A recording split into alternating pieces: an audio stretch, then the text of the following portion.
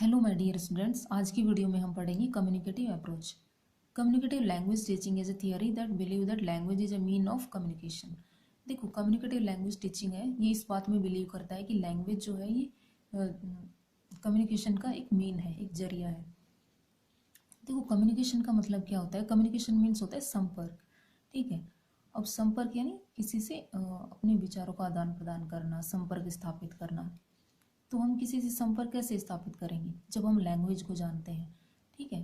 तो लैंग्वेज क्या है? ये कम्युनिकेशन का एक जरिया है, यानी हमें अपने किसी से विचार प्रकट करने हैं, अपने भावों को एक्सप्रेस करना है।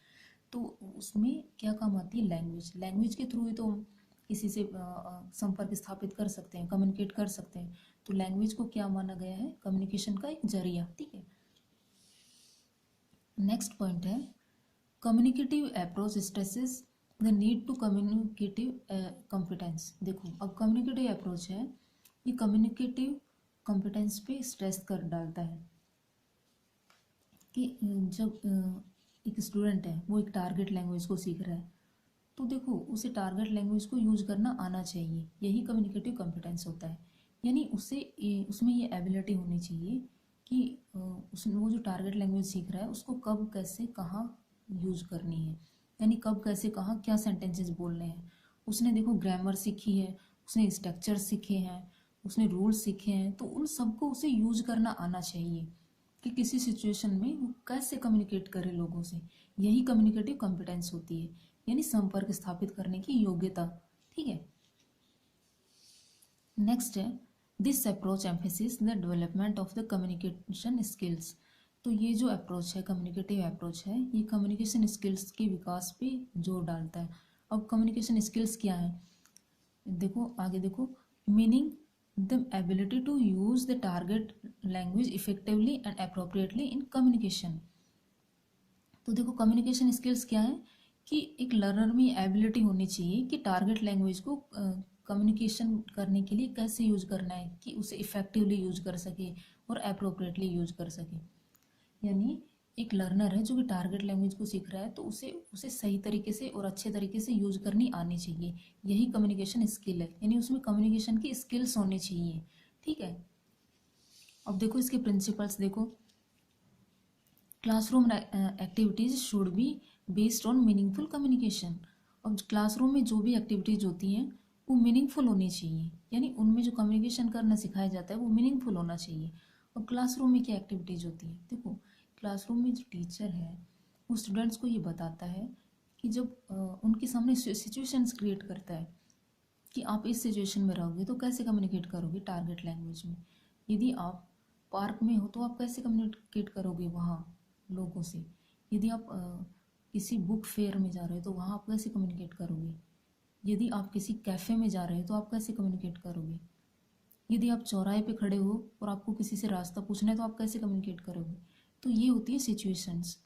तो इस पॉइंट का मतलब ये है कि क्लासरूम में जो एक्टिविटीज होती हैं उनमें इस तरह की सिचुएशंस क्रिएट करनी चाहिए जो कि उनके रियल लाइफ में भी मीनिंगफुल हो, यानी वो सिचुएशन उनके रियल लाइफ में भी काम आए। तो उनमें जो कम्युनिकेशन सिखाया जाता है वो मीनिंगफुल होना चाहिए। मीनिंगफुल का मतलब यही है कि जो चीज़ें क्लास में सिखाई जाए वो स्टूडेंट को क्लास के बाहर भी काम आए, वो चीज़ें उनको सोसाइटी में, घर में भी काम आए। ठीक है। नेक्स्ट पॉइंट है, involve the learner in communication. Next principle क्या कहता है कि जो लर्नर्स होते हैं उनको भी कम्युनिकेशन में इन्वॉल्व करना चाहिए, यानी कि क्लास में जो एक्टिविटीज होती हैं उनमें सभी लर्नर्स को इन्वॉल्व करना चाहिए। ठीक है। नेक्स्ट पॉइंट है अपना, the goal of CA is fluency. अब देखो, सीए है कम्युनिकेटिव अप्रोच, यानी कम्युनिकेटिव अप्रोच का गोल क्या है कि इसमें फ्लुएंसी होनी चाहिए। फ्लुएंसी क्या होती है? यानी धारा प्रवाहिता, यानी एक लैंग्वेज को जब आप बोल रहे हो तो उसे बिना रुके आप बोलो। मीन्स आपको जो भी बोलना है आप बिना अटके बिना रुके बोलो, वो फ्लुएंसी होती है। तो कम्युनिकेटिव अप्रोच का गोल क्या होता है? फ्लुएंसी। देखो, इसमें एक्यूरेसी से ज़्यादा फोर्स फ्लुएंसी पे होता है। यानी एक्यूरेसी, यानी इसमें कुछ गलती हो जाए तो उसे अवॉइड कर दिया जाता है, बट इसमें फ्लुएंसी पे फोकस होता है कि कम्युनिकेशन में फ्लुएंसी होनी चाहिए। एक्यूरेसी भले ही कम हो लेकिन फ्लुएंसी होनी चाहिए। ठीक है। नेक्स्ट है the integration of language skills. अब लैंग्वेज स्किल्स क्या होती हैं? Listening, speaking, reading and writing. तो ये एक प्रिंसिपल क्या कहता है कि कम्युनिकेटिव अप्रोच जो है इसमें चारों स्किल्स का इंटीग्रेशन होता है, यानी चारों स्किल्स होती हैं इसमें, चारों पे ही फोकस होता है, ऐसा ये कहता है। नेक्स्ट है push the learner to participate and not to be afraid of making mistakes and errors. देखो ये पॉइंट क्या कह रहा है कि जो पार्टिसिपेट होते हैं, सॉरी लर्नर्स होते हैं, उन्हें भी क्लासरूम में जो एक्टिविटीज होती हैं उनमें पार्टिसिपेट करने के लिए उन्हें इनकरेज करना चाहिए, यानी एक्टिविटीज में उन्हें भाग लेने के लिए इनकरेज करना चाहिए, उत्साहित करना चाहिए। और उनके मन में ये डर बिल्कुल नहीं होना चाहिए कि मिस्टेक हो जाएंगी, एरर्स हो जाएंगी, क्योंकि इसमें जो भी मिस्टेक्स हो रही हैं, एरर्स हो रही हैं कम्युनिकेशन के दौरान, तो उन्हें अवॉइड कर दिया जाता है। इसमें मेन फोकस होता है फ्लुएंसी पे, यानी आपकी कम्युनिकेशन में फ्लुएंसी होनी चाहिए। मिस्टेक होती है, एरर होती है, कोई बात नहीं, ठीक है। तो इसमें ये कह रहा है कि सभी लर्नर्स को पार्टिसिपेट करना चाहिए और उनके मन में ये डर नहीं होना चाहिए कि मिस्टेक या एरर हो जाएंगी, ठीक है।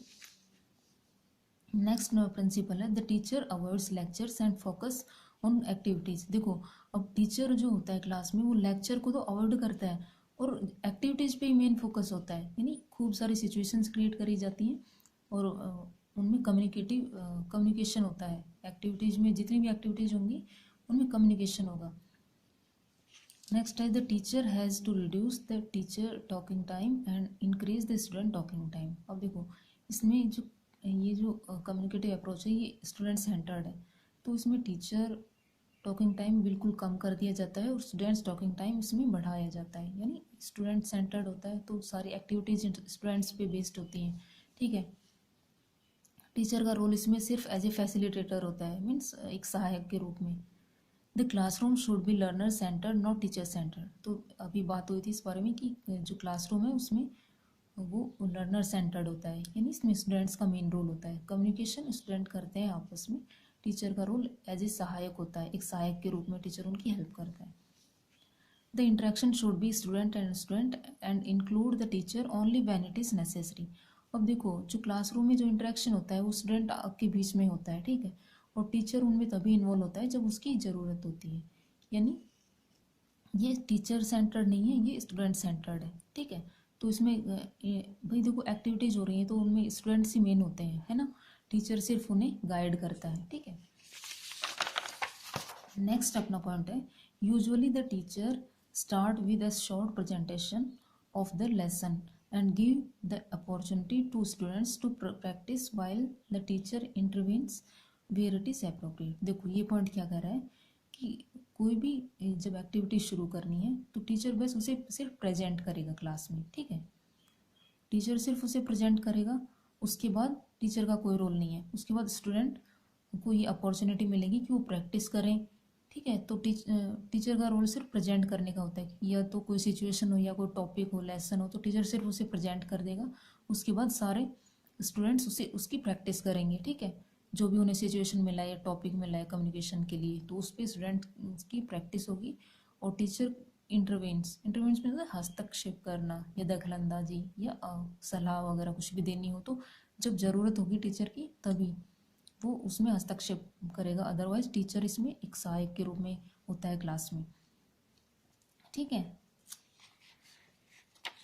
देखो नेक्स्ट है सम एक्टिविटीज़ इन CLT, यानी कम्युनिकेटिव अप्रोच में क्या क्या एक्टिविटीज़ होती हैं क्लासरूम में। गेम्स होते हैं, रोल प्ले होता है, सिमुलेशन होता है, इंफॉर्मेशन गैप्स होता है, ठीक है। तो इन सभी में एक्टिविटीज़ होती हैं, ठीक है, यानी टारगेट लैंग्वेज में ही ये सभी परफॉर्म किए जाते हैं, ये सभी क्लासरूम एक्टिविटीज़ हैं। नेक्स्ट है these activities should be authentic and focus on social integration by using the target language.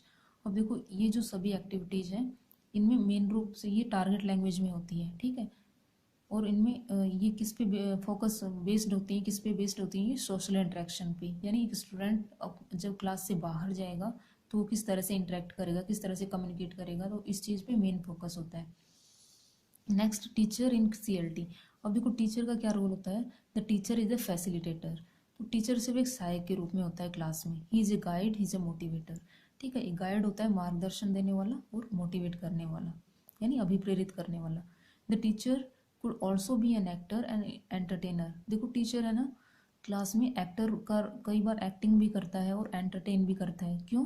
ताकि learning process more fun and interesting, to make the learning process more fun and interesting, यानी learning जो process है, यानी target language को सीखने की जो प्रक्रिया है वो इंटरेस्टिंग बनी रहे और फन, उसमें बच्चे को फन मिले, फन गेन करे। ठीक है, तो ये है कम्युनिकेटिव अप्रोच। अब इसके कुछ महत्वपूर्ण टॉपिक हम अगले वीडियो में डिस्कस करेंगे। Okay, thank you.